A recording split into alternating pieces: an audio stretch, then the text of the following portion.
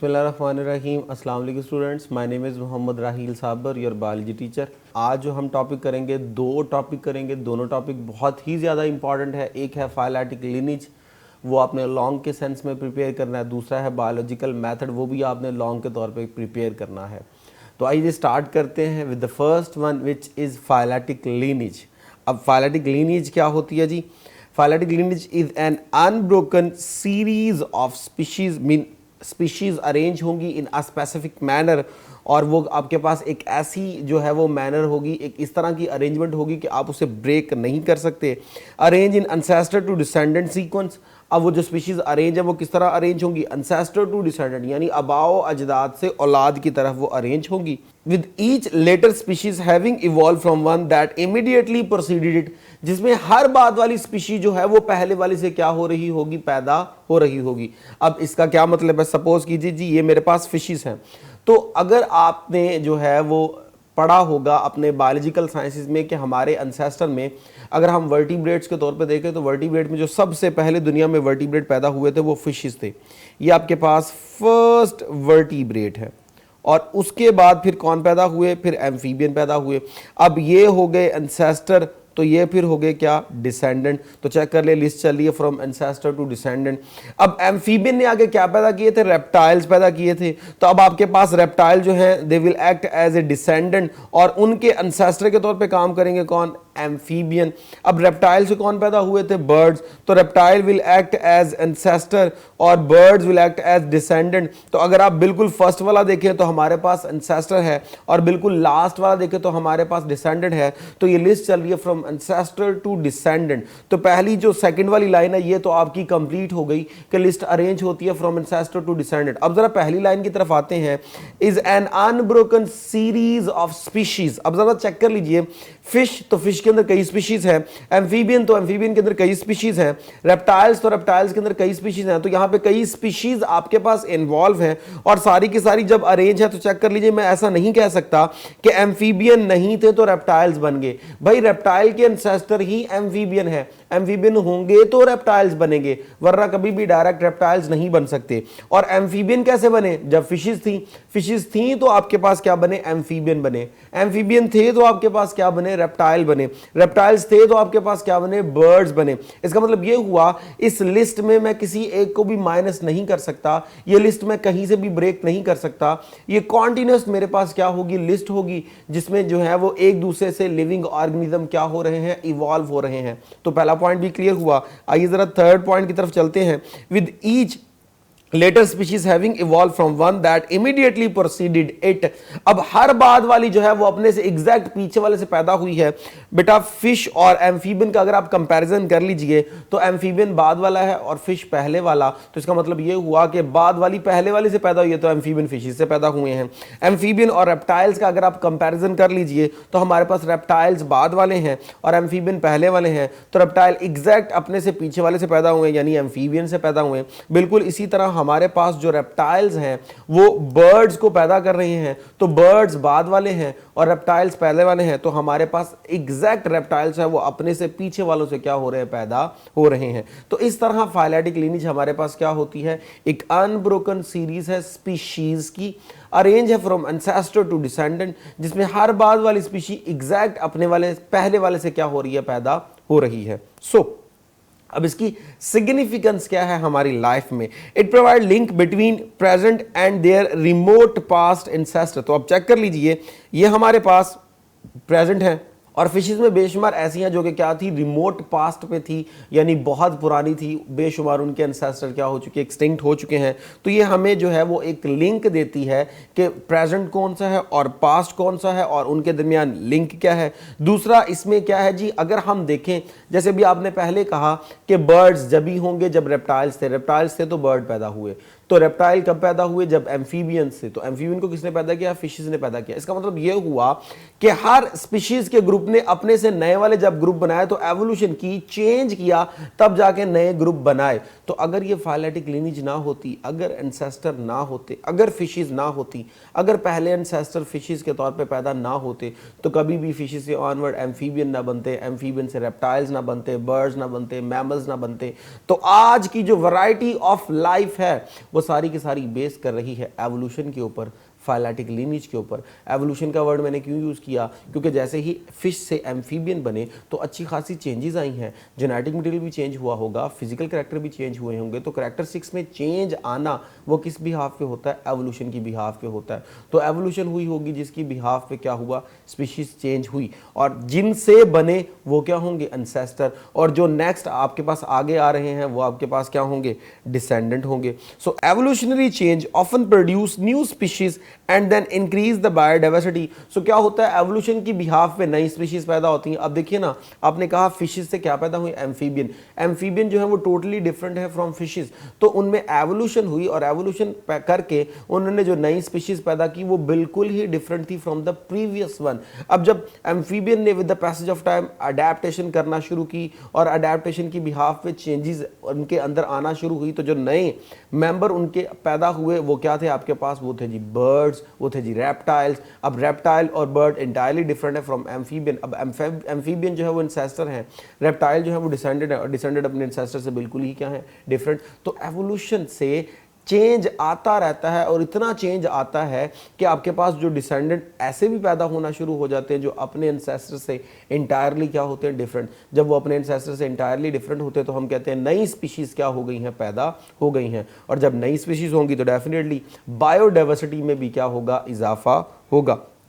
अब बायोडाइवर्सिटी जब इजाफा होगा तो variety of living organism will be there in case of environment. So if we had a complete record of history of life on the planet, अगर हमारे पास जितने भी लिविंग ऑर्गेनिज्म पैदा हुए हैं सबकी अगर हम लाइफ हिस्ट्री निकाल लें, मिसाल के तौर पे हमारे पास मैमल्स की बेशुमार वैरायटीज़ है, तो हम देखें कि सारे मैमल्स के एंसेस्टर कौन थे, रेप्टाइल्स के एंसेस्टर कौन थे, बर्ड्स के एंसेस्टर कौन थे, तो डेफिनेटली सारे मैमल्स जो हैं वो आ जाकर रेप्टाइल से निकले, सारे बर्ड्स भी रेप्टाइल से निकले। सारे रेप्टाइल्स का अगर आप लिंक लो तो वो जाके निकलेंगे एम्फीबियन से, एम्फीबियन निकलेंगे फिश से। अब फिश से पीछे कौन है जो है वो पैदा कर रहा है, उनसे पहले कौन है जो उनको पैदा कर रहा है। तो अगर तमाम लिविंग ऑर्गेनिज्म की अगर हम फाइलेटिक लीनिज को इकट्ठा करना शुरू करें with the help of fossil record या किसी और प्रूफ के साथ, तो हमारे पास सारी लीनिज पीछे जाती जाती कहाँ तक निकलेंगी, कॉमन ऑरिजिन तक निकलेंगी, जो इस बात को आइडेंटिफाई करेंगी कि सारे के सारे लिविंग ऑर्गेनिज्म एक ऑर्गेनिज्म से पैदा हुए थे। और वो एक ऑर्गेनिज्म क्या था, वो एक ऑर्गेनिज्म, वो जो पहला ऑर्गेनिज्म था वो बैक्टीरिया था। तो सबसे पहले साइंस कहती है कि जी इस दुनिया में बैक्टीरिया पैदा हुए थे। फिर बैक्टीरिया में with the passage of time on the base of adaptation और एवोल्यूशन चेंज आता गया, नई से नई स्पीशीज़ पैदा होती गई, वो मोर कॉम्प्लेक्स से मोर कॉम्प्लेक्स होती गई, और आहिस्ता आहिस्ता आज की वैरायटी के आपके पास जो है वो लाइफ की बेशुमार वैरायटीज़ नज़र आ रही हैं, वैरायटी ऑफ लिविंग ऑर्गेनिज्म आपको नज़र आ रहे हैं। ये सारे के सारे हैं on the base of evolution, और हर एक लाइफ के पीछे एक और लाइफ है जो उसको पैदा कर रही है, which will act as a ancestor. तो एंसेस्टर से डिसेंडेंट पैदा हुए, तो फाइलेटिक लीनिज ने हमें क्या किया, आज की इस मॉडर्न लाइफ को पैदा किया, एवोल्यूशन ने आज की इस मॉडर्न लाइफ को पैदा किया। लेकिन अगर हम रिकॉर्ड इकट्ठे करें तब हम प्रूव कर सकते हैं कि कॉमन हमारे पास एंसेस्टर कौन है, बैक्टीरिया है। लेकिन हमारे पास रिकॉर्ड्स की क्या है, डेफिशिएंसी है, क्योंकि बेशुमार शुरू वाले जो ऑर्गेनिज्म हैं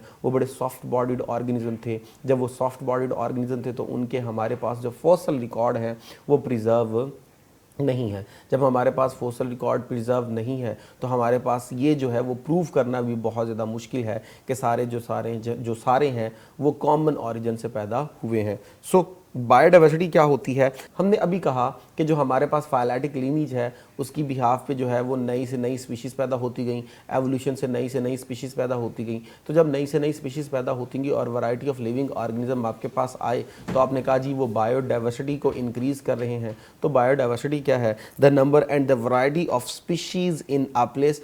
एक जगह पर लिविंग ऑर्गेनिज्म की जितनी वैरायटीज़ हैं, जितनी उनकी तादाद है, उसे हम क्या बोलते हैं, बायोडाइवर्सिटी कहते हैं। और अब तक 2.5 मिलियन स्पीशीज़ क्या हो चुकी हैं, डिस्कवर हो चुकी हैं, जिनमें से इंसेक्ट जो है वो है 53.1%, वास्कुलर प्लांट है 17.6%, एनिमल्स और दूसरे इंसेक्ट हैं 19.9%, फंजी, अलगी, प्रोटोजोआ और दूसरे जो प्रोकैरियोट्स हैं वो है 9.4%।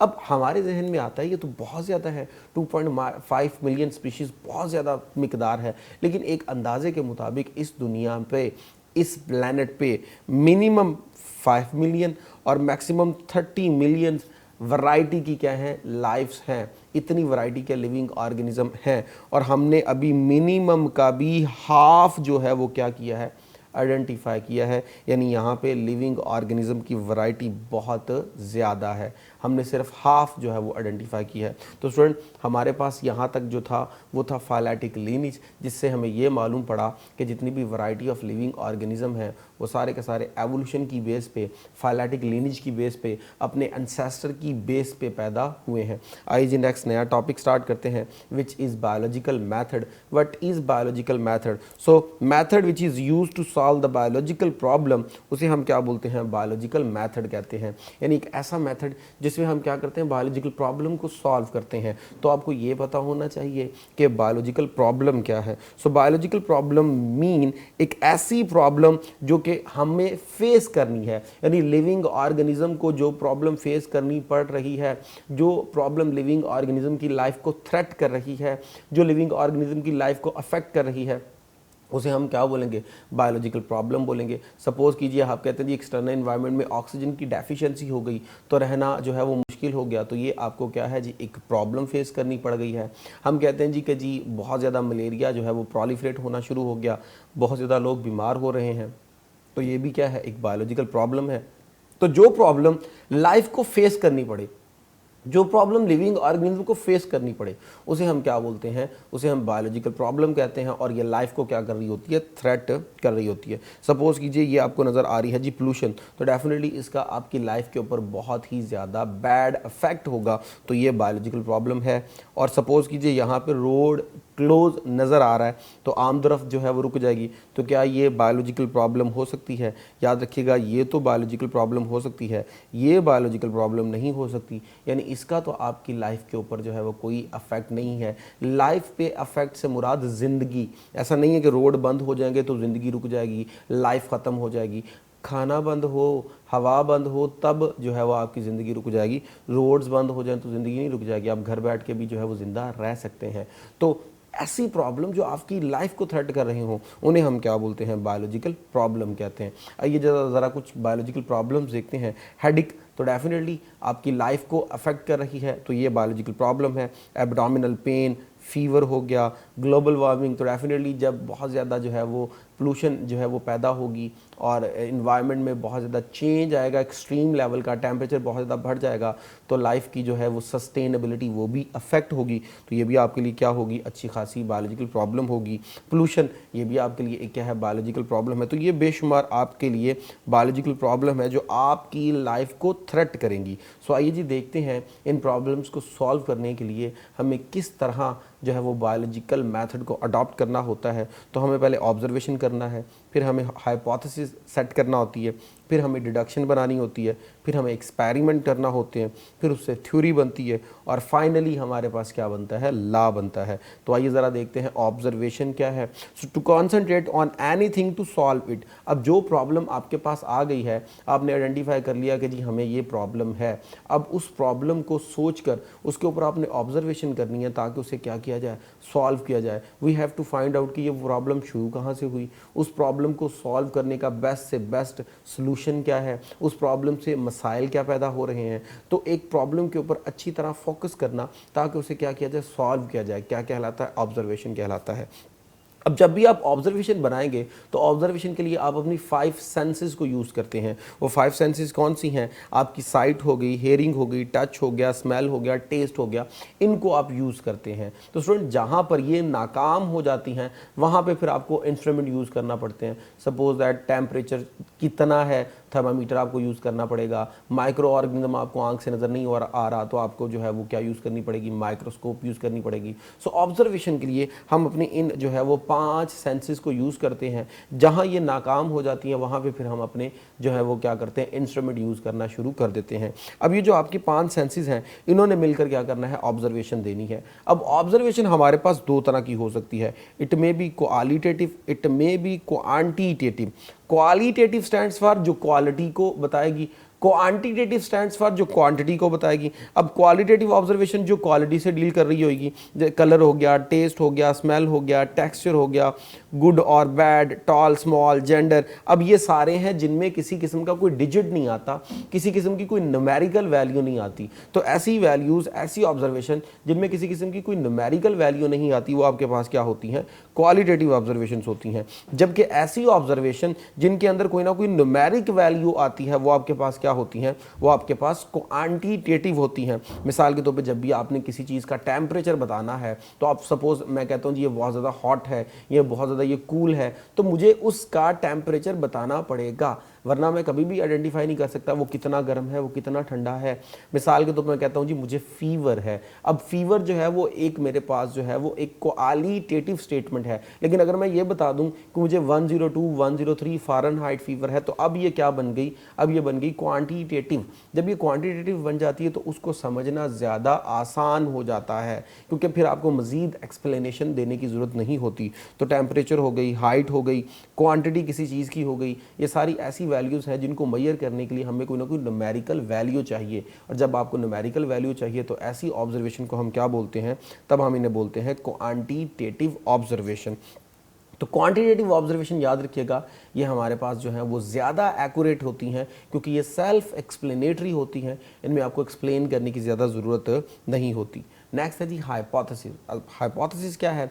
Tentative explanation of observation. Tentative कहते हैं विच इज़ नॉट फाइनल, फर्जी, मीन अंदाज़ा लगाया हुआ है। तो आपने ऑब्जर्वेशन की, आप जो था वो आपको बायोलॉजिकल प्रॉब्लम को आपने आइडेंटिफाई किया, अब आप उस पर फोकस कर रहे हैं कि वो प्रॉब्लम क्यों हुई, किस वजह से हुई, उसका पॉसिबल सलूशन क्या है। अब सारा कुछ सोच के अब आप एक स्टेटमेंट दोगे, वो जो स्टेटमेंट होगी वो आपके पास क्या कहलाएगी? वो हाइपोथेसिस कहलाएगी। माइट भी पॉसिबल वो स्टेटमेंट ठीक हो, माइट भी पॉसिबल वो स्टेटमेंट गलत हो। ऑब्जर्वेशन की बेस पे जो आपने स्टेटमेंट बनाई है जिसमें सलूशन हो सकता है, वो आपके पास क्या कहलाती है? हाइपोथेसिस कहलाती है। अब देखिए ऑब्जर्वेशन जब आप कर रहे थे तो आप उसके क्या हुए? ऑब्जर्वर हुए।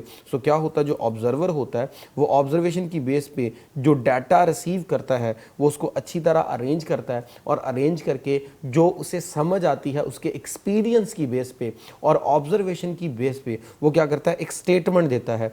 उस स्टेटमेंट को हम क्या बोलते हैं? उस स्टेटमेंट को हम हाइपोथेसिस कहते हैं। मिसाल के तौर पे आपको एब्डोमिनल पेन है, तो आप ऑब्जर्वेशन करना शुरू कर देते हैं कि जी एब्डोमिनल पेन मुझे कैसे हुई, क्यों हुई। आप सोचते हैं कि जी सुबह मैंने क्या खाया था, फलां चीज़ खाई थी, शायद उस वजह से हो रही है, या सुबह से मैंने कुछ खाया ही नहीं है, शायद इस वजह से हो रही है। अचानक सोचते सोचते आपने एक स्टेटमेंट दे दी कि सुबह के वक्त मैंने जो फलां चीज़ खाई थी ना, उस वजह से पेन हो रहा है, मुझे वो नहीं खानी चाहिए थी। तो ये जो स्टेटमेंट आपकी है, जो आपने ऑब्जर्वेशन करके निकाली है, ये आपकी क्या है? हाइपोथेसिस। हो सकता है ये ठीक हो भी सकता है ये गलत हो। जब भी मैंने कहा ये क्या है? टेंटेटिव होती है। सो नेक्स्ट है जी मेथड्स टू मेक हाइपोथेसिस। तो हाइपोथेसिस बनाने के जो है वो दो मेथड हैं हमारे पास। Number 1 deductive reasoning, number 2 inductive reasoning. Deductive reasoning में क्या होगा? Move from general to specific, जिसमें हम मूव करते हैं आम से ख़ास की तरफ। और जब भी आपने ये करनी है तो आप जब कंक्लूजन निकालेंगे, फाइनल रिजल्ट निकालेंगे, स्टेटमेंट निकालेंगे, वो हमेशा स्टेटमेंट बेस कर रही होगी कुछ जनरल अजम्पशंस के ऊपर, कुछ आम शराइत के ऊपर। मिसाल के तौर पे लॉजिक जो इसका होता है वो लॉजिक इसका होता है इफ़ एंड देन, यानी जब भी ये स्टेटमेंट तैयार होगी इसके शुरू में इफ़ लगेगा और एंड पे क्या लगेगा? देन लगेगा। आइए ज़रा स्टेटमेंट देखिएगा। ये एक स्टेटमेंट है आपके पास जो कि हाइपोथेसिस है। इफ़, तो देखिए स्टार्ट होगी from if. If we accept that all birds have wings and sparrows are birds, then we conclude that sparrows have wing। अब ज़रा चेक कीजिएगा, हमने शुरू की कि अगर हम इस बात को एक्सेप्ट कर लें कि हमारे पास जो है वो बेशुमार बर्ड्स हैं और बर्ड्स के अंदर क्या होते हैं? विंग्स होते हैं। तो मैंने आल बर्ड्स बोला तो ये मेरे पास एक जनरल बात हो गई, और फिर मैंने अचानक ये कह दिया कि स्पैरोज आर बर्ड्स, कि स्पैरो अगर चिड़िया जो है वो भी परिंदों में आती है, तो उसके भी फिर क्या होंगे, पर होंगे। तो अब शुरू में मैंने कहा ऑल बर्ड्स, तो वो मेरे पास बात कौन सी आ गई, जनरल। और जब मैंने स्पैरो का नाम ले लिया तो वो मेरे पास बात किस में आ गई, स्पेसिफिक में। तो इस तरह हम मूव करें फ्रॉम जनरल टू स्पेसिफिक, जबकि इंडक्टिव उससे उल्ट होता है, हम मूव करते हैं फ्रॉम स्पेसिफिक टू जनरल। यानी हमने कंक्लूजन निकालनी है by using some specific assumptions। अब यहाँ पे भी लॉजिक वही है। Example, if we know that sparrows have wings. अब जरा चेक कर लीजिए, शुरू में स्पैरो आ गया तो बात शुरू हो गई है किस से, स्पेसिफिक से। अब आगे जाना है किस तरफ, जनरल की तरफ। तो आगे लिखा हुआ है जी eagle, parrot, hawk, crow, birds, ये सारे जो हैं अब सब की बात होना शुरू हो गई। Now we are moving towards general. So आपने शुरू स्पैरो से किया और सारे बर्ड्स अब आपने इंक्लूड करना शुरू किया। आपने कहा जी अगर स्पैरो बर्ड है और उसके विंग हैं तो जिसके साथ बर्ड आएगा उन सबके क्या होंगे, विंग होंगे। तो स्पैरो से हमने बात शुरू की और सारे बर्ड जो है वो इंक्लूड करना शुरू किया। तो अब ये आपके पास जो है वो मूव करिए from specific to general. Some other methods to make hypothesis, एक तो डिडक्टिव और इंडक्टिव मेथड था, कुछ और भी मेथड है जो हम यूज़ करते हैं और मोस्टली वो साइंटिफिकली जो है वो मेथड नहीं होते, वो हमारी जनरल ऑब्जर्वेशंस होती हैं। जैसे कि इंट्यूशन और इमेजिनेशन, हम अपने ख्यालात की बेस पे कोई ना कोई हाइपोथेसिस बना देते हैं। एस्थेटिक प्रेफरेंस, किसी चीज़ की खूबसूरती की वजह से आप उसे प्रेस करना शुरू कर दो। सपोज़ मैं कहता हूँ जी ये जगह बहुत अच्छी है लेकिन यहाँ पे जो पहाड़ है ना उसकी वजह से तो खूबसूरती में और इजाफा हो गया। तो किसी चीज़ की खूबसूरती की वजह से जो है वो आप क्या करो, उसको आइडेंटिफाई करो। या रिलीजियस और फिलोसफिकल आइडियाज़, जो रिलीजियस भी बेशुमार हाइपोथेसिस हैं कि अगर हम अच्छे काम करेंगे तो अल्लाह खुश होगा, अगर हम नमाज़ पढ़ेंगे तो ज़िंदगी आसानी से गुजरेगी, अल्लाह खुश होगा जो है, इस तरह ये अब आपके पास क्या होगी, रिलीजियस जो है वो आइडियाज़ हो गए। Comparison and analogy with the other process, आप दो चीज़ों का कंपेयर करके कोई ना कोई चीज़ जो है, कोई ना कोई रिजल्ट जो है वो निकाल सकते हैं। Discovery of one thing while looking for some other thing, आप जो है वो एक्सपेरिमेंट कर रहे थे किसी एक चीज़ के ऊपर और जहन में ख्याल कुछ और था, एक्सपेरिमेंट किया, रिज़ल्ट जो निकला वो निकला जो आप खुद सोच के नहीं बैठे थे, लेकिन रिज़ल्ट कुछ और निकल आया। तो ऐसा भी हो सकता है कि जब आप हाइपोथेसिस बनाएं तो आपने सोचा कुछ और हो और रिज़ल्ट उसका कुछ और निकल आए। नेक्स्ट है जी हमारे पास डिडक्शन। अब डिडक्शन क्या होती है लॉजिकल कंक्लूजन ऑफ हाइपोथेसिस। एक हाइपोथेसिस की जो लॉजिकल कंक्लूजन होती है उसे हम क्या बोलते हैं, उसे हम बोलते हैं डिडक्शन। अब स्टूडेंट ज़रा गौर से देखिएगा, हमारे पास जब हाइपोथेसिस बनी तो ज़रूरी नहीं है हर हाइपोथेसिस को आप टेस्ट कर सको। बेशुमार ऐसी हाइपोथेसिस भी होंगी जिसको हम टेस्ट नहीं कर सकते। मिसाल के तौर पे यहाँ हाइपोथेसिस है, if all green plants require sunlight for photosynthesis then any green plant when place in dark would not synthesise glucose and end product of the photosynthesis. अब अच्छा कीजिए, if all plant require sunlight for photosynthesis, तो दुनिया के सारे plant, मेरे लिए कभी भी पॉसिबल नहीं है कि मैं दुनिया के सारे प्लांट इकट्ठे करूं और उनके ऊपर एक्सपेरिमेंट करके ये बात आइडेंटिफाई करूं कि क्या सारे पौधों को लाइट चाहिए for the purpose of the photosynthesis. तो तब हम क्या करते हैं, लॉजिकल कंक्लूजन निकालते हैं। आप कहेंगे कि अगर सारे पौधों को जो है वो लाइट चाहिए for the purpose of the photosynthesis, तो कोई एक पौधा हम उस पर एक्सपेरिमेंट कर लेते हैं, अगर वो लाइट में फोटोसिंथेसिस करे और लाइट की एब्सेंस में फोटोसिंथेसिस ना करे तो हम मान लेंगे बाकी सारे पौधे भी इसी तरह हैं। ये चीज़ आपके पास क्या कहलाती है, डिडक्शन कहलाती है। तो फिर हाइपोथेसिस से हमें क्या निकालना पड़ती है, डिडक्शन निकालना पड़ती है। तो अबव जो हाइपोथेसिस है उसमें जब हम ये चीज़ ऐड कर देंगे कि अगर सारे पौधों को लाइट चाहिए तो हम किसी एक पौधे का नाम ले लेते हैं, उसको हम एक्सपेरिमेंट के ऊपर क्या करेंगे, डिज़ाइन कर लेंगे। अगर उसको लाइट चाहिए तो और लाइट में वो फोटोसिंथेसिस करे और लाइट के एब्सेंस में ना करे तो हम बाकियों पे भी इम्प्लीमेंट कर देंगे कि ये वाकई ही हाइपोथेसिस क्या है, ठीक है। तो इस तरह आपने हाइपोथेसिस से जो चीज़ निकालनी होती है वो आपके पास क्या कहलाती है, डिडक्शन कहलाती है। सो एक्सपेरिमेंट्स क्या होते हैं, series of steps which are used to verify hypothesis और डिडक्शन। अब आपने हाइपोथेसिस बना ली, डिडक्शन बना ली, अब आपने उसे क्या करना है, एक्सपेरिमेंटली प्रूफ करना है। अगर एक्सपेरिमेंटली प्रूफ करने पे वो ठीक साबित हो जाए तो आपको वो रिजल्ट देगी पॉजिटिव, और अगर वो गलत साबित हो तो डेफिनेटली वो क्या बनेगी, नेगेटिव।